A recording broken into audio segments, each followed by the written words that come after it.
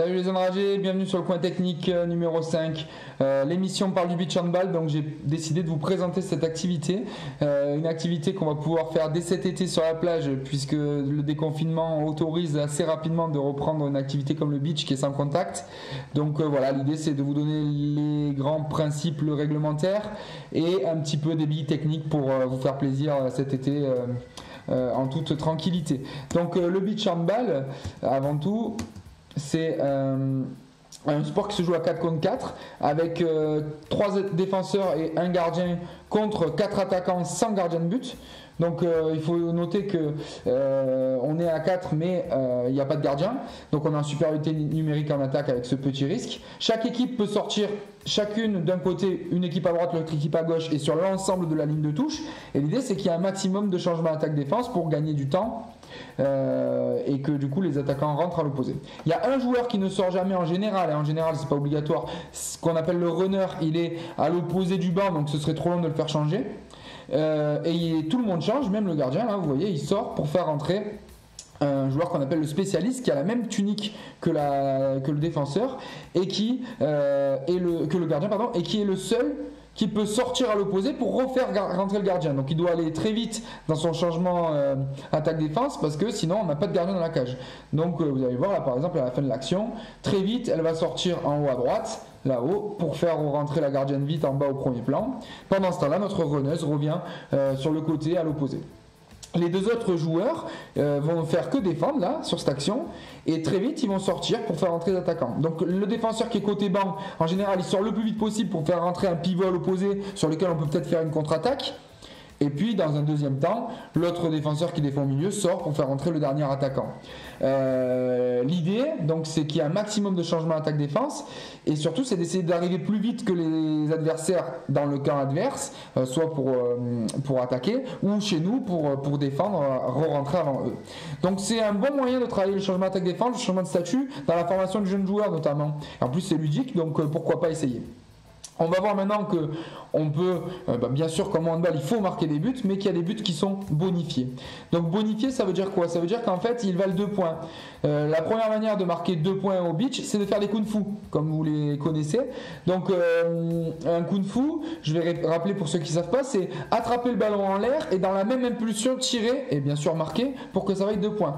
Donc c'est un geste qui est très spectaculaire, qui est très aérien, qu'on connaît déjà du indoor et qui permet vraiment comme le beach handball est fun, ludique et spectaculaire, de vraiment coller à l'activité.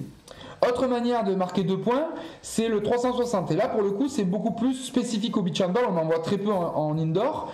Et l'idée, c'est de s'arrêter sur ce mouvement.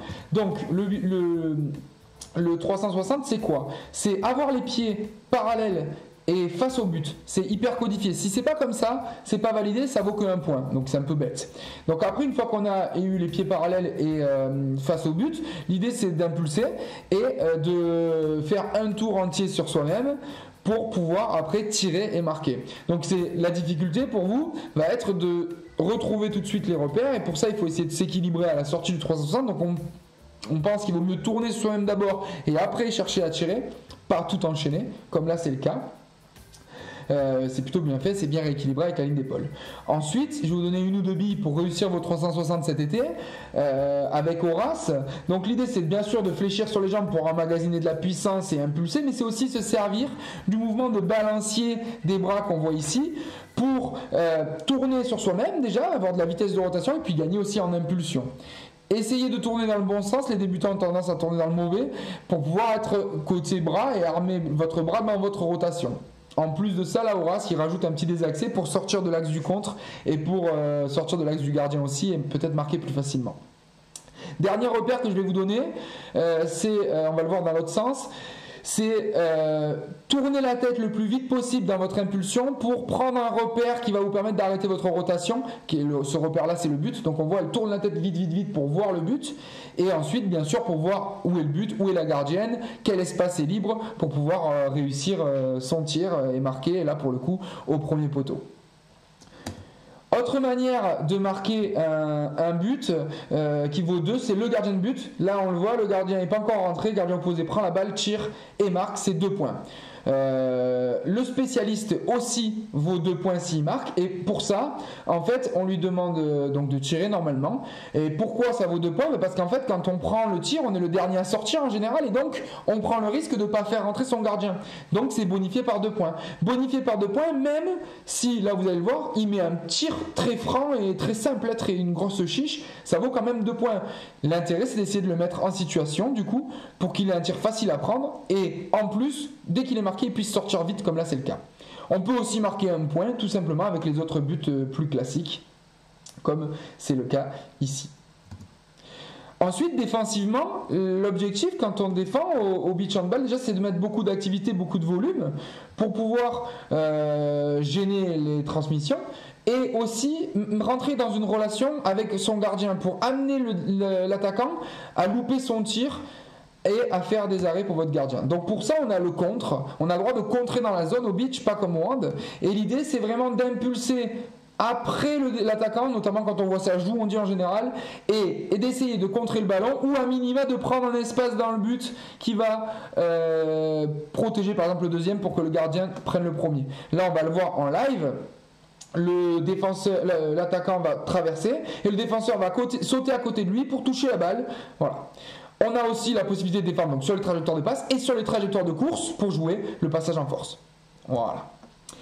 Ensuite, offensivement, l'idée, c'est on est toujours en surnombre. Donc, nous, on va avoir intérêt à essayer de jouer chacun dans son espace, à traverser. L'objectif, c'est vraiment de traverser puisqu'on est un de plus. On peut jouer en général à 3 joueurs autour et 1 joueur dedans. C'est le plus souvent comme ça qu'on fait. Le pivot est à l'arrêt, mais il peut quand même jouer les kung-fu en impulsant.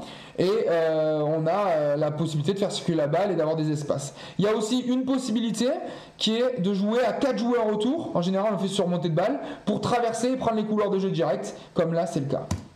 En tout cas, j'espère que vous avez compris un petit peu le grand principe du beach, que vous allez essayer cet été et surtout que vous allez liker les vidéos et continuer à nous suivre sur les réseaux, sur YouTube, sur Telegram, sur Instagram, sur tout ce que vous voulez. On vous attend nombreux et à très vite les enragés.